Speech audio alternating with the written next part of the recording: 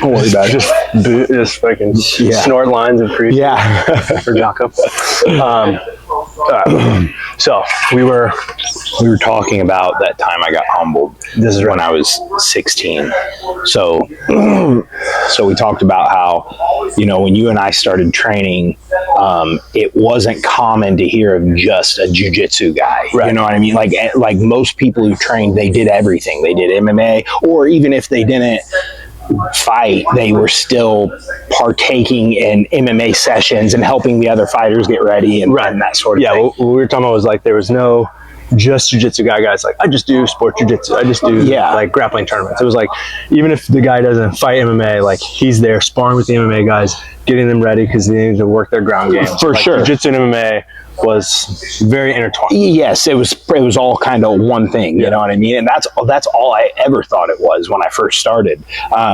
I didn't think that anybody just did jiu-jitsu. I thought that like you did everything, you know? And you know, I was training mainly with my dad and all of his friends and his training partners, which they were all like big, strong guys, you know what I mean? So I always say that I feel like at least my first year of training jiu-jitsu, I was psychologically babied into it, you know what I mean? And what I mean by that is, yeah, my dad and his friends were kicking my ass, but they were these big, strong guys. So it's like, it's expected, right? I'm this like cocky 16-year-old kid. So I expected them to be able to beat me up. These like big, strong grown men who had all been in MMA fights, and they were all really tough dudes.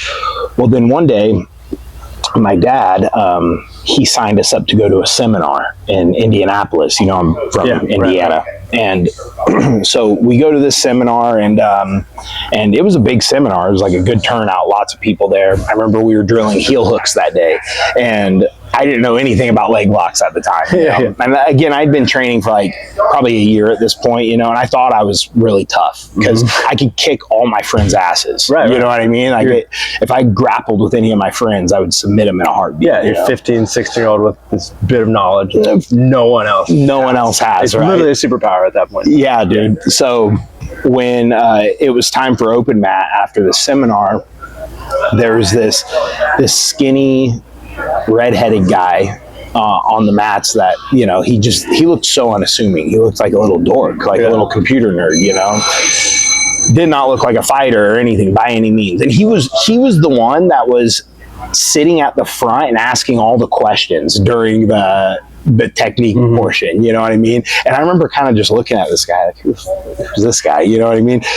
And I asked him to roll, and this dude destroyed me, bro. I mean, he embarrassed me. He was an adult? Or he was like, you know, I was 16, I think, at the time, and he was probably 24, 25, if I had to guess, mid-20s. And this guy, I still don't know who he was. I still don't know anything about this dude. Stranger. Yes, dude, the redheaded stranger. There's a photo that we still have of that seminar. It's like real grainy, and I see the guy in the photo, even, you know, when I look at it to this day, but it's so blurry, like no one knows who he is. I even asked the guy who ran the seminar, like, do you know who this dude was? Because he gave me my first serious ass kicking. That was like, and it wasn't like this guy was bigger or stronger than me. In my head, I was like, I'm tougher than this guy. I'm bigger than him. I'm stronger than him. I'm meaner than him. Like, there's no way that this guy could beat me up. This dude just annihilates me. And after the round was over, he was trying to explain to me things I was doing wrong, and I just did not want to hear it because I was so embarrassed, dude. And my feelings were so hurt. And my dad, to make matters worse, my dad was watching me the whole round. Like, my dad just standing there and kind of watching me just get obliterated by this dude. And I think my dad was trying to coach me during the round, like telling me things I needed to do. And none of it was working because this guy was just too good. He just, you know, kept capitalizing on every mistake I made. And so, on the drive home, my dad was trying to explain to me mistakes that he saw that I made while I was rolling. And I couldn't even respond back to him because I was so close to crying. Like, I was, you know, that feeling you get where, like, if you say one word, you're just going to burst into tears. That's where I was in that moment. Post-training, I know that feeling. Yeah, dude. And I know those days. That was the first time I ever felt that way, though. You know, because before it was like, again, I was it was just a totally different environment. A bunch of big, strong guys that I looked up to. I expected them to beat me up. It wasn't a big deal for them to beat me up. Right. And for the first time ever, this dude who did not look like he could do anything to me, he beat me up worse than all the guys that I trained with. You know what I mean? So, anyways, but you know, the reason I brought up that story was I was talking to my dad about it. And my dad said, you know, that guy probably just does jiu-jitsu, Sloan. He was like, there are guys out there that only train jiu-jitsu. I was like, what? I was like, that's a thing? And he's like, yeah, he probably doesn't fight. He probably doesn't train kickboxing. He probably just shows up to jiu-jitsu class and trains jiu-jitsu. You know, and he's probably been doing it a lot longer than you, and that's why he embarrassed you, essentially. Right. I don't think those were the exact words my dad used, but that was kind of what he said, you know? But I remember it puzzled me that I was like, wait, there are people that only do jiu-jitsu. I didn't know that was a sport by itself. I didn't even know that was a thing, you know?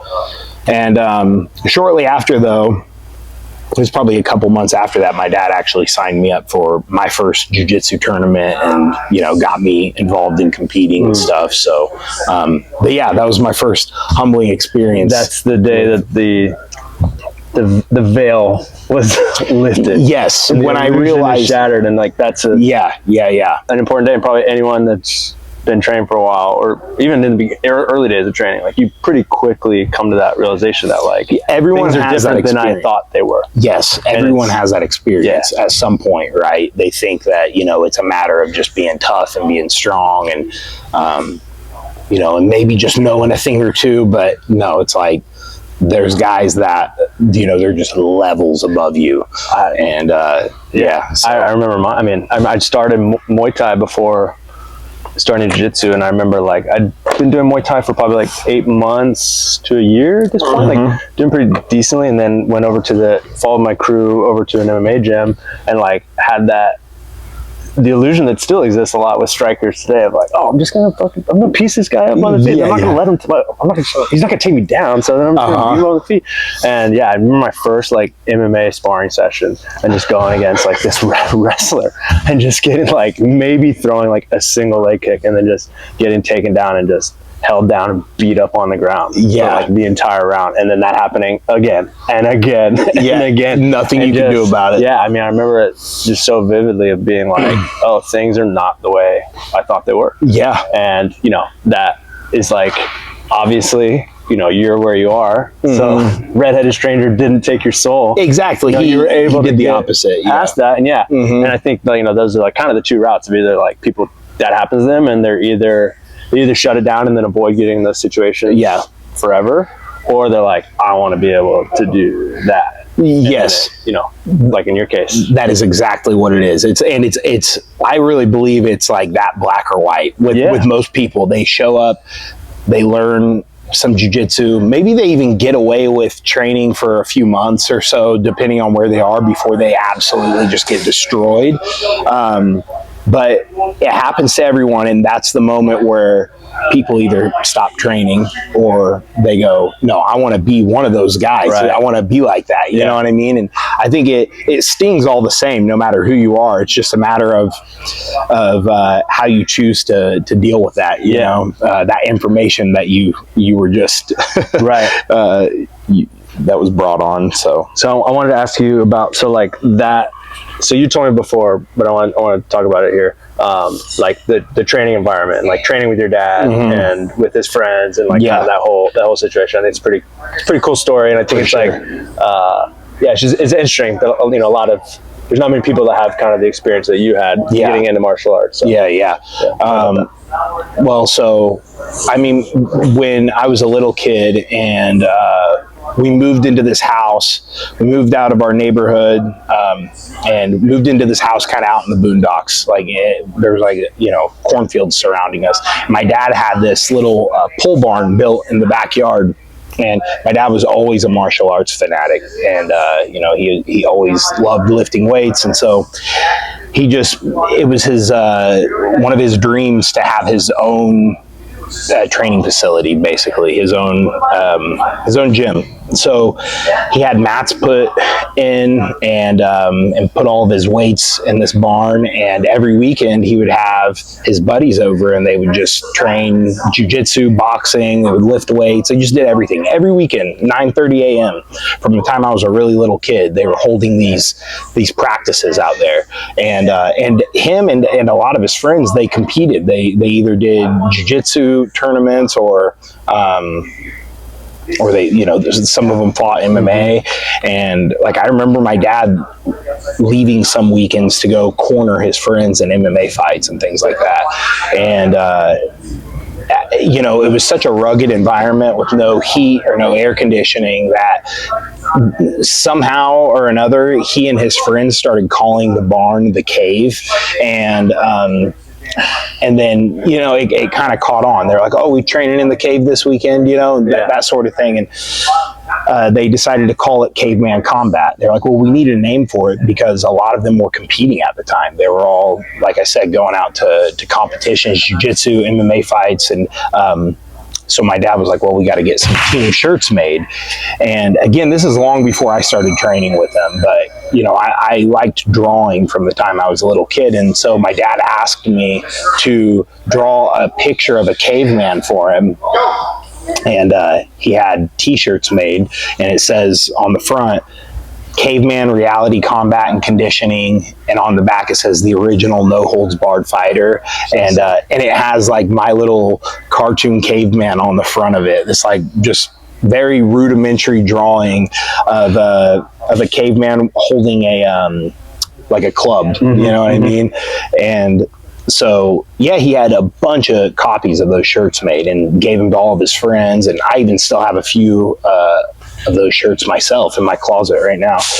But as I got older and I started training with him when I was like 15, I took interest in it. I don't know. I think after like getting humbled by a friend I was wrestling around with in his living room, I knew that my dad knew how to fight, right. You know what I mean? But I wasn't interested. He tried getting me into wrestling and judo when I was a little kid, and I didn't like it. And so, but one day my friend and I were wrestling around, and he kind of like pinned me, and I didn't know how to get him off of me. And it was a friendly wrestling match in his living room. It was it wasn't hostile or anything, but I went home that night and I was like, I know my dad has answers to this stuff. So I walked out into the barn where my dad was lifting weights after he got off work. He's like, out there bench pressing or whatever. And I'm like, Dad, how do I get somebody off of me if someone's like holding me down? And well, I didn't know what it was called at the time. It was side control. Yeah. My friend was just holding me in. And I can see your dad he just looks over, like racks weight, is like, son, I've been waiting your whole life for you to ask me this question. For real, dude. Your dad's like has like a glow in his eyes. Yeah. Finally, the day has come. Yeah. That's what it feels like. In hindsight, dude, as a dad, when I tell this story, it sounds like that. Because I remember he just stopped what he was doing right away. He walks over to the mats with me and he's like, all right, I'm going to show you this thing called shrimping. And I remember the way that he described shrimping to me. He explained to me how to frame first. He was like, okay, so you use your forearms to create space between you and the person that's on top of you. And he was like, that's using your bone structure to stop them from putting all of their weight on you. And he's like, and then you just want to push their body a little bit one way while you move your body the other way. Mm-hmm. He's like, so you're not just doing one thing or the other. You're not just pushing them off you, but you're not just trying to move yourself either. He's like, they go a little bit one way while you go the other. And he just showed me how to shrimp and how to get out on your butt. Yeah. And he's like, you don't want to be flat on your back, and he's explaining this stuff to me. And as a 15-year-old kid, I'm thinking, this is pretty interesting. Like he had a direct answer for me from that question that I had, you know what I mean? Right. And it was a lot more straightforward than I thought it was going to be, Mm-hmm. Like I feel like me in my naive mindset, I thought that he was going to tell me to just like do some bench press or something, you know what I mean, to get stronger, so he can't do that. Yeah. But no, he actually had it simple. Don't be a bitch. Exactly. But it was like, no, he had a very direct answer, and a technical answer. And so after that, I was like, man, there's like something to this.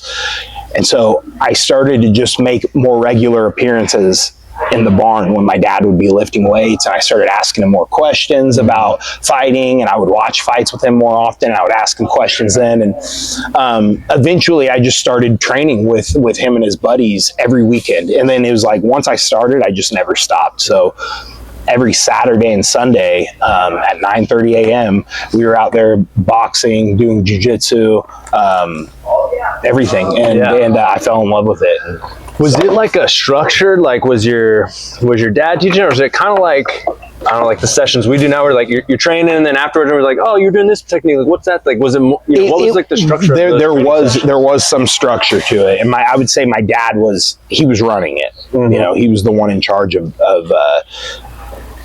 every session in the morning. So I could just tell you what a typical session looked like. I still remember to this day. So we would all go into the barn. We'd all get on the mats. We'd all stand there for 5. There'd be, you know, sometimes 10 or 12 guys in the barn training out there. It was like, you know, he had a good group of people. We'd all stand around and talk on the mats for a second, and then we would do like we would all form a circle, and my dad would run us through warm-ups where we would do like, you know, pepper steps and sprawls. We would do like medicine ball drills where we'd throw the medicine ball to each other and hit a sprawl like right after we throw the medicine ball. And we would all do push-ups in a circle, you know, body weight squats, that sort of thing. And then we would typically, in the summertime, we would go outside, we would run wind sprints. We would flip the big tractor tire that he had. Like, it would be like a full hour of just conditioning. Okay. The first hour in the gym was just conditioning. And then after that, we would go back on the mats, and we would sometimes drill moves. Like sometimes we would drill like Kimuras or whatever, but a lot of times we would just roll, and we would go just like 2 people go at a time, and everyone else just circles up and watches. Oh wow. So it made it was like more of an intimate, it almost had a little bit of a competition feel, because there'd be like 8 or 9 guys circled around the mats while you and one other guy are just rolling. It's like comp sparring.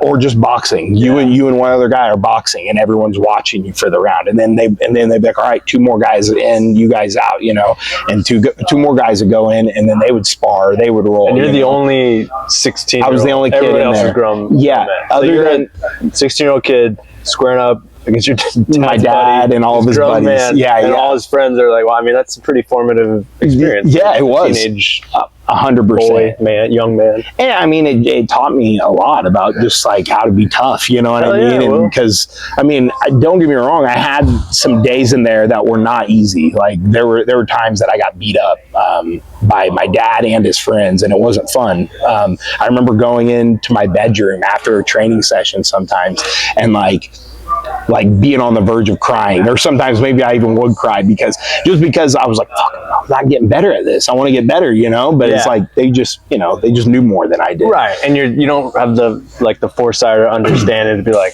I'm a teenager who's just starting this. These are grown men. Like, at that age, you're kind of like, oh, I can handle myself. You know, I should be able to. Who cares if they're adults? Yeah, or whatever. Yeah. I mean, you know, I'm sure with the perspective you have now, you probably like are impressed by your 16-year-old self. Sure. Yeah. I mean, it was like. It could be scary at times being in there with those guys, you know what I mean? But I knew my dad, he was like, he wasn't going to let anything happen to me. Like, he was never going to let me get hurt too bad. Right. I even remember a couple times where he told his friends to back off. Like, they would be sparring me a little too hard, or they'd start throwing hard punches at me or something. He'd be like, all right, hey, pull back. He's 16, bro. You know what I mean? He'd say that to him, you know, and they'd be like, okay. My dad was the enforcer there, you know what I mean? Like, he could beat up everybody in there. And so, like, everyone paid close attention to him. But, yeah, man, we did that for years. And then I even had a couple MMA fights. One when I was 19, and then I had another one when I was 21. But then shortly after that, I moved to San Diego, and you know, then started training out here. But yeah, it was a cool upbringing, man. And so we got a little off track, maybe. I was gonna tell you why I developed the nickname Caveman. Yeah. And so we called the barn Caveman Combat. That was the name. We would sign up at tournaments with that as our academy, you know what I mean?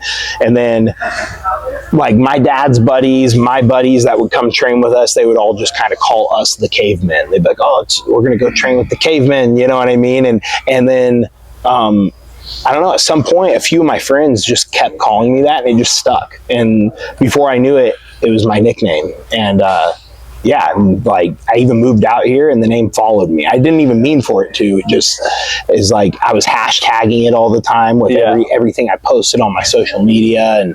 And so people in the gym that I trained at when I first moved to San Diego, people just started calling me Caveman. And yeah, it's cool that background's there because like, whenever I met you, whatever it was a couple years ago, and like I knew the nickname along with you, and like I just kind of assumed, oh, he's just like a burly, like beefy dude who just looks like a freaking Cro-Magnon caveman. I mean, he's just a savage looking dude, and he was like caveman. So like, checks out, makes sense. Like, I had no idea there's like a backstory, and with your dad, and like that's what I just thought when you first told me. I'm like, man, that's so cool. It'd be a fitting nickname regardless, but the fact that you have like a really cool history, and like especially as like we've talked about a lot, as being a dad myself, like I think about that, like the father-son relationship, and like when I hear you tell these old stories about your dad, and I can just tell the way like that, how you talk about your dad, like how much respect you have for your dad, how much he's done for you, and like for I think anybody with like a good father-son relationship, like how formative your dad was, and like building you up. And like as a father myself, I love hearing stuff like that. 100%. I want to ask you more about your dad. Like, how did he, like, was he training jiu-jitsu under people? Like, what was his like journey into combat sports? So such a part of you. I feel, So like, what's that even further back with your dad's background? So he wrestled in high school a little bit. He boxed a little bit in high school as well, and then he went off to the Marines after that, and he even boxed a little bit in the Marines. Like he had a fight in the Marines, I remember a boxing match. And after he got out of the military, he was heavily involved in bodybuilding for years, but he was a martial arts fanatic, so like he even did karate while he was doing bodybuilding, just to stay active. And he always had a heavy bag at his house that, but then UFC 1 came along, and one of his friends was like, have you seen this yet? They watched it together, and my dad was like, oh my gosh, I gotta learn this stuff. This is cool. And so shortly after, he had his first MMA fight. I don't know how he got in contact with these people, but they were running, like, I'm pretty sure unsanctioned fights in Indianapolis. You know what I mean? They're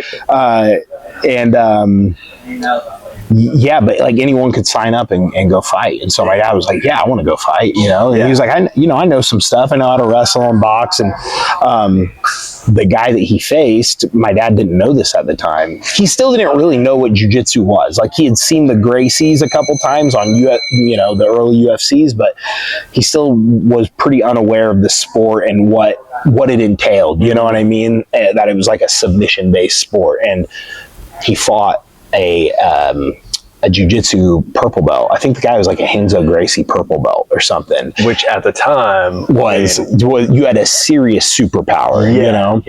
And I guess my dad, there's no footage of this, I wish there was, but my dad went out there and like punched the guy a couple times and took him down with the double leg, and then he got armbarred. And he was like, I didn't even know what the guy was doing to me, so I didn't tap or anything. He's like, I just kept trying to fight him and like wiggle my way out. And he's like, the ref actually saved me. He said the ref stopped it, and he's like, my elbow was popping, and damn. He said his arm was messed up for a few months after. But then after that fight, he was like, okay, there's something to this jiu-jitsu stuff. I got to learn it. So he started driving. He would like, I don't know if he would look these things up in catalogs or what, but he would find jiu-jitsu seminars and sometimes they would be in Ohio or Chicago or whatever, and he would go drive and take seminars. He bought a bunch of Hoist Gracie VHS tapes, so he and his buddies would drill the stuff that Hoist Gracie was showing on these VHS tapes, and that's how he learned. Yeah. And he never was even belted in jiu-jitsu, but he had a very strong base of knowledge. He still does to this day, just conceptually, you know, but never was belted under anybody. And he kept training all the way up until, I don't know, 5 or 6 years ago, really. He had to get partial knee replacement. So, you know, he's banged up. He's, you know, a lot of mileage on him. So, yeah. I mean, that's so interesting. It's like the effort it took to train. I mean, we're so spoiled. I mean, especially like where we are here in San Diego, like the level of jiu-jitsu, the amount of training partners, the accessibility to mats, and then, you know, just for everyone, the content on, I mean, you can learn anything you want. You can sit all day, every day, just like studying jiu-jitsu, and like, we definitely take it for granted at times. Yes, you know, we think about your dad, and then you have to like, however, like searching, maybe reading like Black Belt magazine or something, like finding like, okay, there's a seminar in Toledo in a month, and that's like, what he was doing. I think, up, you know, driving out to it, and then like just getting VHS tapes and getting with your buddies and having no one to ask if you have a question on it. You're just figuring it out. Like, you had to put in the work to like get good to get good. You had to put in serious work. Like, I just remember my dad always going on like little road trips and training trips, you know, he was obsessed with it. Like, he just wanted to learn. And so, yeah, man, that was my whole childhood. And he was competing at that time too. He was doing jiu-jitsu competitions and stuff. And so, yeah, man, it was cool to see and to be around it. And I mean, it was like, you know, I look back, it's almost as if I had no choice but to be the person that I am now with, you know, how I was brought up, and just being immersed in the sport from the time I was a kid, you know, just seeing it all the time, seeing UFC all the time, and then seeing my dad and his buddies train and going to jiu-jitsu competitions with my dad and things like that, you know. So it was like ingrained in me from a young age. Was there a point like when you were like, I mean, did you always kind of have an understanding, or was there a point where you came to the realization of like, oh, my dad's like different than other I think dads? Like early on, bro, did you have that idea? That's funny you say that, because I knew that from the time I was pretty little. Like, I would go over to other kids' houses and I would see their dads with like deer guts and stuff. Oh, my dad could kick this guy's ass. You know what I mean? Like, I just always knew my dad was the toughest dad. Like, whenever I compared him to a friend's dad, none of them looked like my dad. You know what I mean? And even like, I remember I had one friend, for kind of a short period of time. He was just a kid that I hung out with for a little bit in elementary school. He had a dad who lifted weights, and he was like kind of a strong guy, you know. And I think I even asked his dad, I was like, are you a fighter, or do you like, I asked him if he was like, like, I wanted to know even as a kid, because I thought it wasn't like me trying to be a smart ass. I just was curious. I see this, because all I knew was my dad, who was this big strong guy, but also did all this other stuff. So I thought, oh, well, maybe this guy's like that too, you know what I mean? But then he's like, oh no, I like to stay in shape, I lift weights, you know. I was like, oh, cool, you know. But I was like, well, my dad punches his friends in the face, you know what I mean? Like, that's what I was thinking about. Like, that was his way of being in shape, you know? Obviously he lifted weights too, but it was you know, it was all geared towards martial arts and combat sports. That's sick, dude. Well, thanks for sitting down, and thanks for absolutely being you, man. I mean, we talked about it a little bit before, but like, you know, doing this project with you has just been a blast. And like, I love shooting the shit like this with you. I mean, we do this kind of stuff pretty often. Oh, so for sure. Cool to record some of the stuff, because, you know, especially like just with your background and like, you know, becoming who you are, the caveman story, like all that stuff, I thought was just really interesting to me, just as someone, as a friend and stuff. And I thought it'd be cool that people would maybe dig hearing. But yeah, man, you're the man. I think people see a lot of like what you do and how you perform on the mats, and they are impressed by that and respect that. But you know, there's probably a lot of people that you know, your students and your training partners and friends like know this about you, but you know, maybe people that just see you on Instagram like beating people up and everything. But just, you know, as a person, you're the man.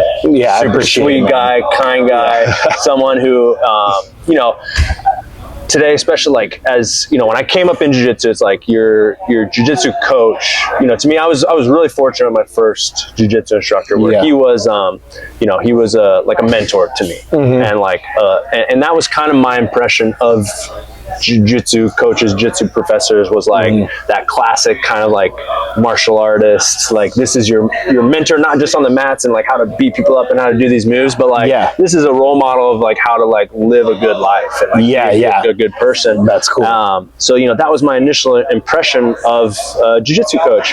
And then you know, you start to move on and elevate within the scene, you get exposed to a lot more of it, and you start to realize, unfortunately, like it's definitely not always the case. For sure. There's a lot of guys who are good at jiu-jitsu and even like fighting in general that are still not someone that you would want to take advice from on life. Exactly. You know? So, yeah. So when I get the chance to spend time with people like yourself who are like savages on the mat, but also people who I'm like, man, your students are so lucky to have you as someone to look up to as well and be a role model for. Like, I'm always impressed by you. And so I appreciate it, man. Thanks, Noah. I feel bad, dude. I've told you so much about myself. I feel like I don't know enough about you. So in the future, you gotta tell me more about your background. We'll chat some more. And stuff, for sure. Definitely more about you. So awesome, man. Yeah, man. Appreciate it. Thanks, bro. I appreciate you. Good talking. Yes, sir. Yep. All right.